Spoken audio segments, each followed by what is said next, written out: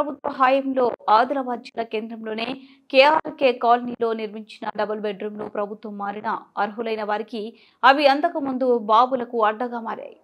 ప్రభుత్వం అర్హులైన వారికి ఇవ్వాలని ఎంతో మంచి ఉద్దేశంతో నిధులు మంజూరు చేసి నిర్మించినప్పటికీ ఎలాంటి ప్రయోజనం లేకుండా పోతుందని స్థానిక ప్రజలు ఆవేదన వ్యక్తం చేస్తున్నారు.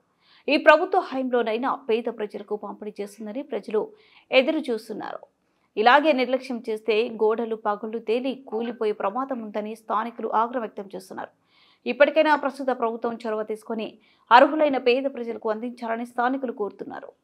మనం ప్రస్తుతము కేఆర్కే కాలనీ డబల్ బెడ్రూమ్లు కట్టిండ్రు కదా, అక్కడ ఉన్నాం.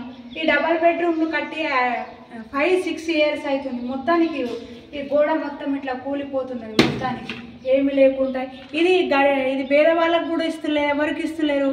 టీఆర్ఎస్ పార్టీ అచ్చి నుండి కట్టిండ్రైతే ఇది మొత్తానికి అట్లనే ఉంది. దీనికి న్యాయం చేయాలని ఈ డబల్ బెడ్రూమ్లు మళ్ళీ పేద ప్రజలకు ఇవ్వాలని కోరుకుంటున్నాను. 12 घंटे रहते 24 घंटे रहते एवढा गलीज कसं झाला. माणसं कमी आहे ना, पब्लिक आहे इथं. पूर्ण गँग बसून राहते, चोऱ्या करते इथं. ऐकत नाही एक दोघं माणसं. सीसी कॅमेरा लाव म्हणा गव्हर्नमेंट. एरिया मोठा आहे, सीसी कॅमेरा लावू शकत नाही त्यांनी. गव्हर्नमेंटचे तर लावत नाही, आमची कंपनी लावली, पण लावली 1-2 जागी.